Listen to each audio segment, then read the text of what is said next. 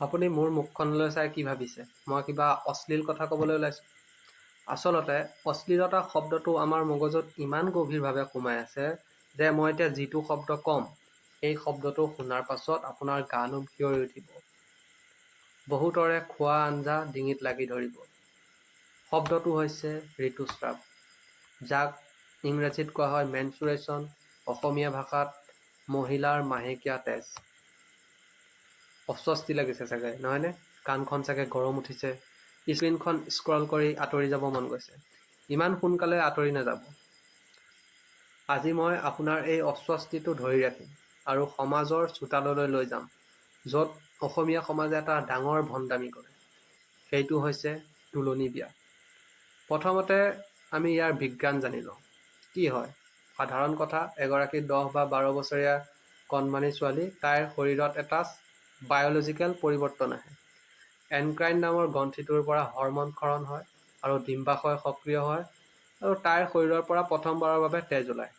বিজ্ঞানৰ ভাষাত ই এটা মাত্ৰ প্ৰতিক্ৰিয়া, যাৰ বাবে এই গোটেই পৃথিৱীত মানৱ জাতি জীয়াই আছে। আপুনি, মই, আপোনাৰ মা-দেউতা, আমাৰ মা-দেউতা, ককা, আইতা সকলো এই তেজৰে সৃষ্টি। কিন্তু এই বিজ্ঞানটোক আমাৰ সমাজৰ তথাকথিত বিজ্ঞ মানুহবোৰে কেনেকৈ লয় গম পায়? ইয়াক চিকিৎসা বিজ্ঞানৰ দৃষ্টিৰে চোৱাৰ সলনি আমাৰ সমাজে ইয়াক এটা চাইক'লজিকেল টেৰৰ বা মানসিক সন্ত্ৰাসলৈ ৰূপান্তৰ কৰে। ছোৱালীজনীৰ সেই যন্ত্ৰণাদায়ক সময়খিনিত যি ধৰণৰ মানসিক সমৰ্থনৰ প্ৰয়োজন আছিল, তাৰ বিপৰীতে সমাজখনে তাইক কি উপহাৰ দিয়ে? আইচোলেশ্যন বা অকলশৰে থাকিব দিয়ে, গিল্ট কমপ্লেক্স বা অপৰাধবোধ। মনোবিজ্ঞানত এটা এক্সপেৰিমেণ্ট আছে। যদি আপুনি কোনো এজন সুস্থ মানুহক আন্ধাৰৰ কোঠাত কেইবাদিনো থাকিবলৈ দিয়ে, তেতিয়া লাহে লাহে কি হয়, তেওঁৰ স্নায়ুবোৰ দুৰ্বল হৈ পৰে। তেওঁ ডিপ্ৰেশ্যনত যাবলৈ লয়, তেওঁ হেলুচিনেশ্যনৰ চিকাৰ হয়। আৰু এই নিষ্ঠুৰ চাইক'লজিকেল এক্সপেৰিমেণ্টটো অসমীয়া সমাজে সেই 10 বা 12 বছৰীয়া ফুলকমলীয়া ছোৱালীজনীৰ ওপৰত কৰে। প্ৰথম দিনাই ছোৱালীজনীক এটা আন্ধাৰ কোঠাত বন্ধ কৰি দিয়ে। ডেকা পুৰুষটো দূৰৰ কথা, জন্মদাতা পিতৃ বা মৰমৰ ভাইক ককাইহঁতকো তাইৰ ছাঁটোও গছকিব দিয়া নহয়। তাইক বুজোৱা হয় যে তই এতিয়া অপবিত্ৰ, তই কাৰোবাৰ গাত চুলে তোৰ ধৰ্ম নষ্ট হ'ব, কাৰোবাৰ মুখ চালে অমংগল হ'ব। আপুনি ভাবি চাইছেনে, সেই 4 দিন বা 7 দিনত সেই সৰু ছোৱালীজনীৰ কোমল মগজুটোত কি পাৰ্শ্বক্ৰিয়া হয়? তাই ভাবিবলৈ বাধ্য হয় যে তাই কিবা এটা ডাঙৰ অপৰাধ কৰিলে। তাইৰ শৰীৰটো কিবা এটা পাপৰ আকৰ। বিজ্ঞানৰ ভাষাত ইয়াক কোৱা হয় ছিষ্টেমেটিক ট্ৰমেটাইজেশ্যন। ধৰ্মৰ নামত শিশুৰ ওপৰত কৰা মানসিক অত্যাচাৰ। কিন্তু আটাইতকৈ ডাঙৰ ধেমালিটো হ'ল, বা আটাইতকৈ ডাঙৰ কৌতুকটো হ'ল, 4 দিন বা 7 দিনৰ পাছত ক্লেনলিনেছ হয়। পবিত্ৰতাৰ ভণ্ডামি, ক্লেনলিনেছ পেৰাডক্স।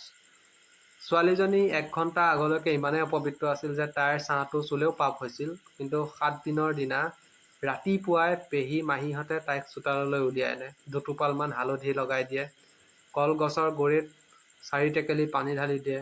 তাৰপাছত কি? তাৰপাছত বাছ মেজিক। 1 ছেকেণ্ডতে গোটেই অপবিত্ৰতা নাইকিয়া হৈ যায়। এতিয়া ছোৱালীজনী 100% পবিত্ৰ, গংগা জলৰ দৰে পবিত্ৰ।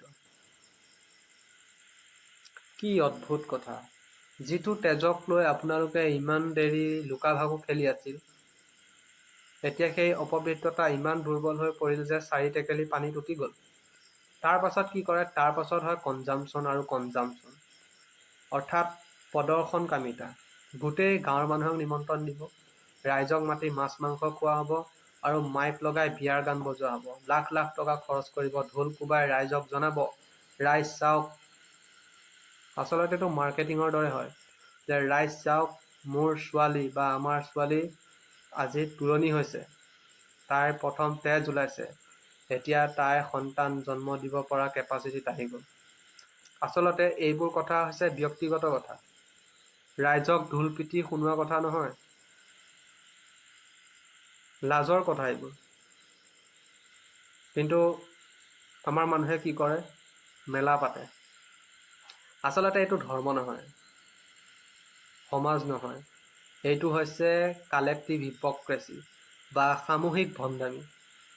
যদি মাহেকীয়া তেজ ইমানেই অপবিত্ৰ, তেনেহ'লে কামাখ্যা দেৱীক কিয় পূজা কৰে? যদি মাহেকীয়া তেজ ইমানেই অপবিত্ৰ, তেতিয়াহ'লে অম্বুবাচীৰ সেই ৰঙা কাপোৰ মূৰত বান্ধিবলৈ কিয় উৎপাত কৰে? মানে দেৱীৰ তেজ হ'লে আশীৰ্বাদ আৰু ঘৰৰ জীয়াৰী বোৱাৰীৰ তেজ হ'লে অপবিত্ৰ। এয়া ধৰ্ম নহয়, এয়া হৈছে পুৰুষতান্ত্ৰিক সমাজখনে নাৰীৰ শৰীৰটোক নিয়ন্ত্ৰণ কৰিবলৈ সাজি লোৱা এটা অস্ত্ৰ, এটা ছাবকনচিয়াছ পাৱাৰ গেম। নাৰীক সদায় হীনমন্যতাত ৰাখিবলৈ ধৰ্মক এটা অস্ত্ৰ হিচাপে ব্যৱহাৰ কৰা হয়।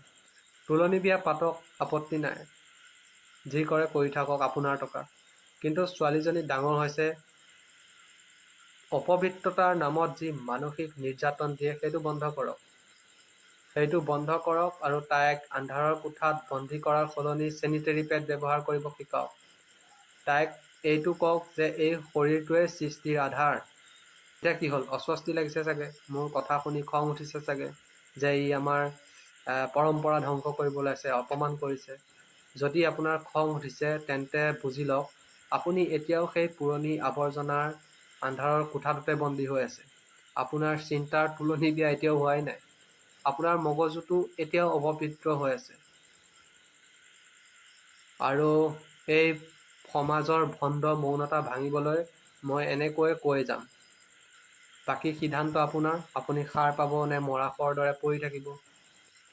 আজিৰ ভিডিঅ'টো ইমানেই। যদি চেনেলটো ছাবস্ক্ৰাইব কৰিব বিচাৰে, ছাবস্ক্ৰাইব কৰি দিব।